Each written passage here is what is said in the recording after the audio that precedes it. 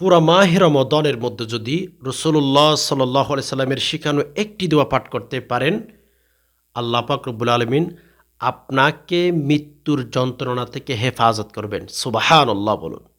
যদি আপনি পুরা মাহে রমাদান জুড়ে আজ থেকেই পাঠ করতে থাকুন। মাহে রমাদান পুরা মাসটা যখনই আল্লাহর কাছে দোয়া করবেন, দোয়াটি পাঠ করবেন। মৃত্যুর যন্ত্রণা থেকে, মৃত্যুর কষ্ট থেকে আপনাকে আল্লাহ তাআলা হেফাজত করবেন। সুবহানাল্লাহ। শুধু সেখানে শেষ নয়, আপনাকে বিনা হিসাবে আল্লাহ তাআলা জান্নাত দিবেন। সুবহানাল্লাহি ওয়া বিহামদি, সুবহানাল্লাহিল আযীম। যদি দোয়াটি পাঠ করতেই থাকেন, যখনই মোনাজাত করবেন টাইম লাগবে না, যে কোনো সময় পাঠ করতেই থাকেন। যদি পাঠ করতেই থাকেন, আল্লাহ তাআলা আপনাকে ক্ষমা করে দিবেন। মৃত্যুর আগে ক্ষমা করে দিবেন। মানে আপনি মৃত্যুবরণ করতেছেন, মৃত্যুবরণ করার আগেই রাতে দিনে ইচ্ছায় অনিচ্ছায় যত গুনাহ করেছেন ক্ষমা করে দিবেন। আর যখন মৃত্যুবরণ করবেন তখন আপনার যে একটা কষ্ট হয়, মানুষ মৃত্যুবরণ করার সময় যে একটা কষ্ট হয়, ওই কষ্ট থেকে আল্লাহ আপনাকে হেফাজত করবেন, কষ্ট হবে না। আর বিনয় হিসাবে আল্লাহ তাআলা আপনাকে কিয়ামতের ময়দানে জান্নাতের ঠিকানা দিয়ে ফেলবেন। বান্দা যা তুই জান্নাতের ভেতরে। এ কথা রাসূলুল্লাহ সাল্লাল্লাহু আলাইহি ওয়াসাল্লাম নিজে বলেছেন। আমি সেই রকম গুরুত্বপূর্ণ একটি দোয়া স্ক্রিনে উচ্চারণ দিয়ে দেব, আপনারা শব্দে শব্দে শিখে নিতে পারবেন। একটু সবর করেন ইনশাআল্লাহ। আমি শব্দে শব্দে আপনাদেরকে একেবারে সহজভাবে শিখিয়ে দেব। যারা চান যে মৃত্যুর কষ্ট থেকে, মৃত্যুর যন্ত্রণা থেকে হেফাজতে থাকবেন, তাহলে আপনাদেরকে বলছি মাহে রমাদান জুড়ে দোয়াটি বেশি বেশি পাঠ করেন। নারী পুরুষ সবাই পাঠ করেন। সম্মানিত দিনী ভাই বোন, একটু সবর করেন। ভিডিওটি শুরু থেকে শেষ অবধি দেখতে থাকুন মনোযোগ সহকারে। দেখুন, আমি কিছু হাদিসের কথা বলবো, দোয়াটি একটু পরে বলতেছি। মৃত্যুর যন্ত্রণা, মৃত্যুর যন্ত্রণা এত এত এত কঠিন, এত এত বেশি মৃত্যুর যন্ত্রণা, মৃত্যুর কষ্ট। রাসূলুল্লাহ সাল্লাল্লাহু আলাইহি ওয়াসাল্লামের হাদিস প্রমাণ বহন করেন, যে সমস্ত নাফরমান ব্যক্তিরা এন্তেকাল করতে যায়, বেঈমান যারা রয়েছে, তারা যখন এন্তেকাল করতে যায় তাদের এত এত বেশি কষ্ট হয়।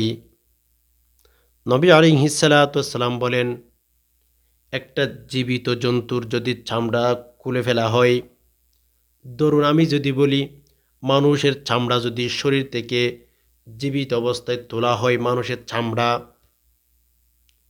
একটা জন্তুর, নবী আলাইহিস সালাতু ওয়াস সালাম উদাহরণ দিয়ে বুঝিয়েছেন কত কষ্ট হয় মৃত্যুর যন্ত্রণা। মৃত্যুর যন্ত্রণা এত এত কঠিন হবে,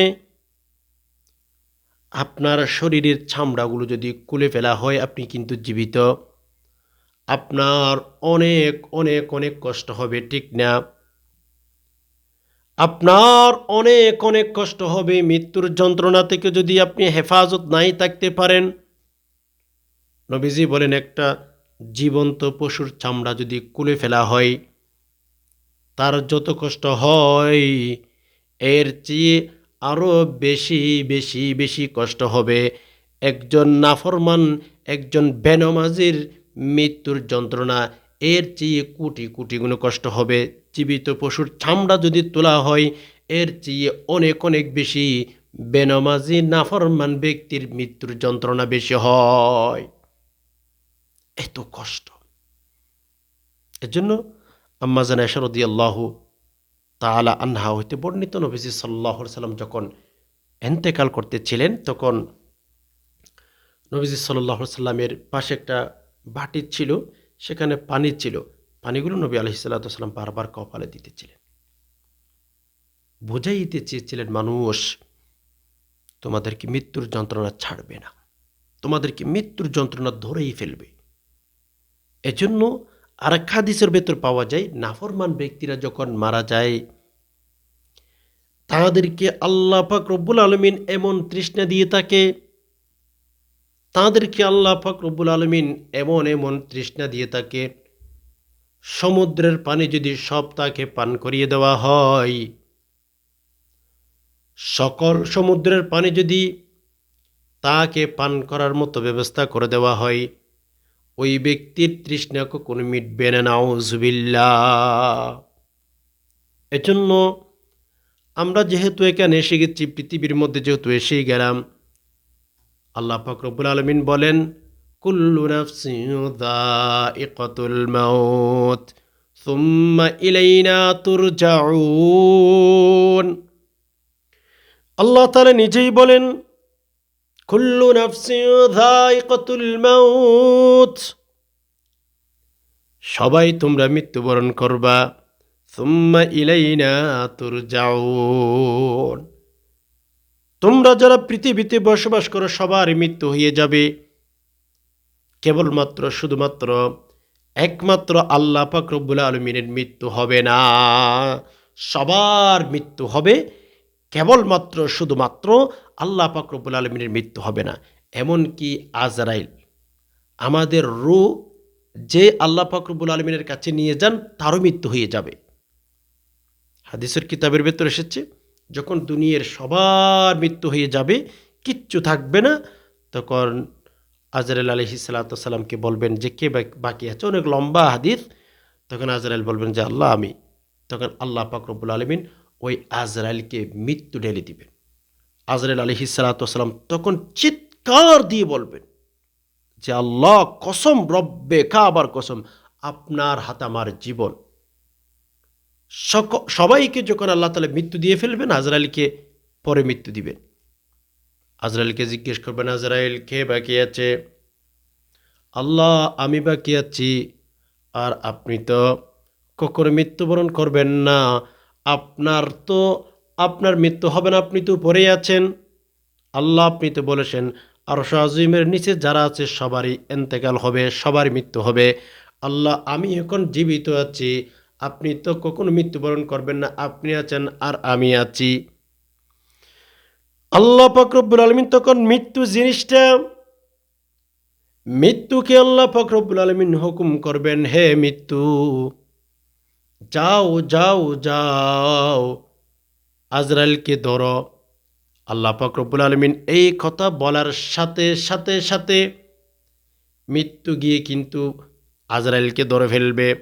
আজরাইলের যখন ইন্তেকাল হবে, হাদিসের কিতাবের ভেতর পাওয়া যায়, আজরাইল আলাইহিস সালাতু ওয়াস সালাম চিৎকার দিতে থাকবেন, আল্লাহ রব্বে কাবার কসম, আল্লাহ যার হাতে আমার জীবন, যার হাতে আমার লাইফ, আল্লাহ আমি যদি জানতাম মৃত্যুর যন্ত্রণা এত কঠিন, মৃত্যুর যন্ত্রণা এত যে কঠিন, আল্লাহ আমি যদি জানতাম, আমি আল্লাহ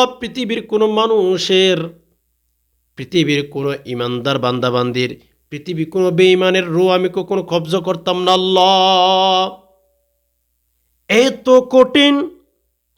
আজরাইল আলাইহিস সালাতু ওয়াস সালাম নিজেই বলবেন, আল্লাহ মৃত্যুর যন্ত্রণা যে এত কঠিন, মৃত্যুর কষ্ট যে এত এত বেশি, আল্লাহ আমি যদি জানতাম, আমি কখনো একজন মানুষের রূহ কবজা করতাম না। এজন্য মাহে রমাদান আপনি পেয়ে গেছেন, অন্তর থেকে আলহামদুলিল্লাহ বলুন। মৃত্যুর যন্ত্রণা থেকে যেন হেফাজত থাকতে পারেন, মাহে রমাদানকে কেন্দ্র করে বেশি থেকে বেশি আমল করেন। কেননা এই মাহে রমাদানের মধ্যে আল্লাহ পাক রব্বুল আলামিন জাহান্নামগুলো বন্ধ করে দিয়েছেন, জান্নাত ওপেন করে দিয়েছেন, জাহান্নাম সব বন্ধ করে দিয়েছেন। আপনি যদি এই সুযোগ পাওয়ার পরেও লুপে নিতে না পারেন, তাহলে আমি আপনাকে বলবো, আপনার মতো বোকা পৃথিবীতে আর কেউ নাই।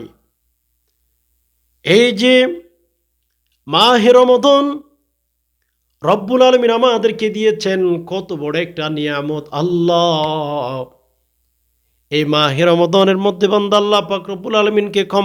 বান্দাকে আল্লাহ পাক রব্বুল আলামিন ক্ষমা করতে চান। আল্লাহ তাআলা বলেন, যে বান্দা আমি তোদেরকে ক্ষমা করতে চাই, আমি তোমাদেরকে ক্ষমা করতে চাই বান্দা।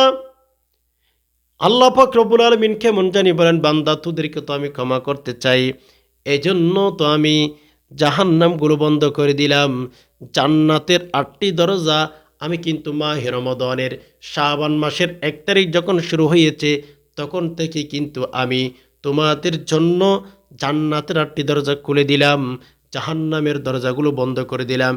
এরপরেও যদি তোমরা আমল করে জান্নাত নিয়ে নিতে না পারো, এখানে আমার করার কিচ্ছু নাই। এজন্য কিয়ামতের ময়দানে আল্লাহ পাক রব্বুল আলামিন জিজ্ঞেস করবেন যে বান্দা, তোর আমল নামার মধ্যে এত এত গুনাহ কেন?